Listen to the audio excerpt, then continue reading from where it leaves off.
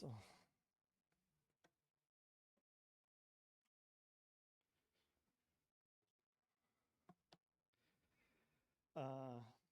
First of all, I would like to thank everyone for inviting me. Philotheos, thank you very much for having me over here and the organizing committee.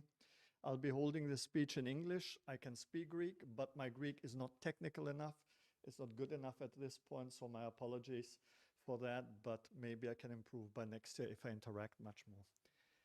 I have started, or I came here with a presentation to the subject of integration of AI in drug discovery.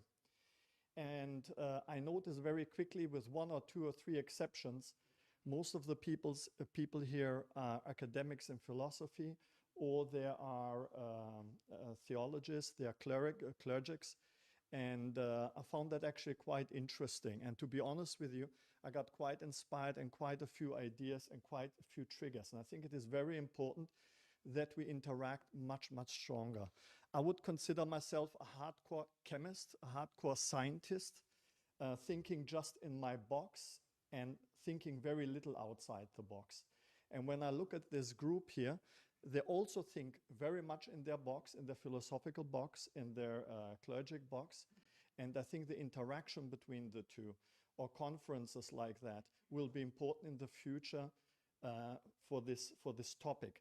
I will actually a little bit deviate from my presentation because I took a few notes that came out of this discussion. I could now show you how drug discovery works, and I could show you one very specific point where I would say is really relevant to this presentation. I would like to go to slide 6 before I tell you all the details how drug discovery works. One of the big questions that came up, and that was really for me troubling in the last few months, I would say, is what is the definition of intellectual property? That could be a legal topic, but it's also, I think, a mental topic, a AI topic, a topic for this group here. Because when you have intellectual property, that means intellectual thinking and property, who owns it? If a machine, if AI generates it, who owns it? So now I came to the topic that I'm gonna completely deviate from my presentation, and maybe it's like you have in comedy improv, I'll do an improv on philosophical questions. I have here also my watch so I don't overshoot the time. I would like to put the point out, if we are in the phase of a third being, why do I say that? If we'll go to the foundations of the French philosopher René Descartes, Cogito ergo sum, I think, so I am.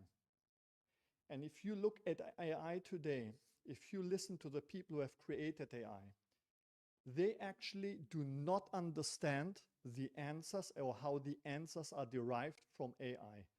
We think they understand it, but when you go to the podcasts of all the people who are involved in AI, they say 1 level we understand, 2nd and 3rd level we don't understand. That means the AI is starting to create thinking. And that's where I also derived this whole thinking of intellectual property, intellectual. On the other hand, if you watch a little bit behavioral psychology, what we are starting to do is we are having intensive research projects. How can we manipulate the minds of people? TikTok, Instagram is a perfect example. Billions are being invested to basically direct the thinking. So that means it's not anymore free thinking, it's not anymore creative thinking, but we are being told what to think. And we just saw one presentation where one person started believing that an AI person is a real person. They are being told what to think. The AI is starting to tell us what to think. And so if we go to the thinking that I think so I am, before we had human beings or beings in general, and we had machines, and the machines were doing exactly what we humans told them to do. Nothing more, nothing less. We knew every little detail, every screw, we knew everything that was happening in the machine, what was coming out. Now we have created something, I want to not give it the coin being, but we created something that does something for us, that works for us at this point, but it starts being creative and we have no control over it. So what is the definition of thinking? I think philosophically we have to start rethinking the definition of thinking, especially because on one hand we have something mechanical, I want to say, or something in silico that start being creative. On the other hand, we have science, hardcore science, that starts implanting thoughts, thinking processes in people. So we are mechanizing humans, dehumanizing humans, and we are humanizing I want to say, a machine. And I think this is very important to think about it. I think there are intellectual challenges, the ethical challenges, and I think also there are theological challenges that we have to really answer.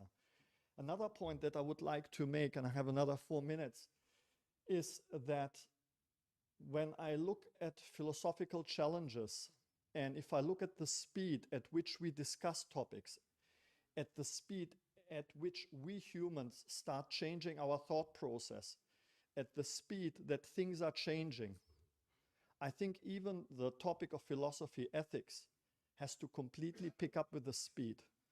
The development, the technological development that we have seen over the last few years has been so fast, and this is the reality. And I think the philosophical, but also the ethical challenges will be just as fast. And the only people who can give an answer and support is the clergy, theology, or ethics. And they have to also adjust to the speed, because otherwise we will leave the humans behind. And with that, I would like to close it.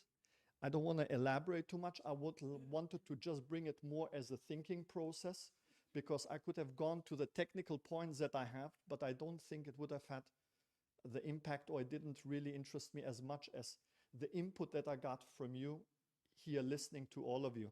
And I think it is also important to create these kind of settings where at a very high level, ethics, clergy, and scientists meet and exchange, have think tanks, create where humans will move on, because technology is moving fast.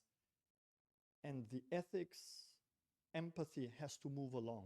There is a world out there that has zero empathy, that looks only the numbers. I'm coming from the industry, which looks only at numbers.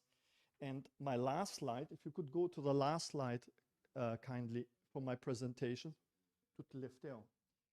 I would like to pick up a quote from Einstein, and I think this is really, really important. Don't be a man of success, and that is something that the people who are in the industry have to pick up. Be a man of value. Be a man of ethics. This is what counts, I think, in the future. And I think that's something that we have to take along the way. So thank you very much for your attention, and that was just an improv. I hope you got something out of it.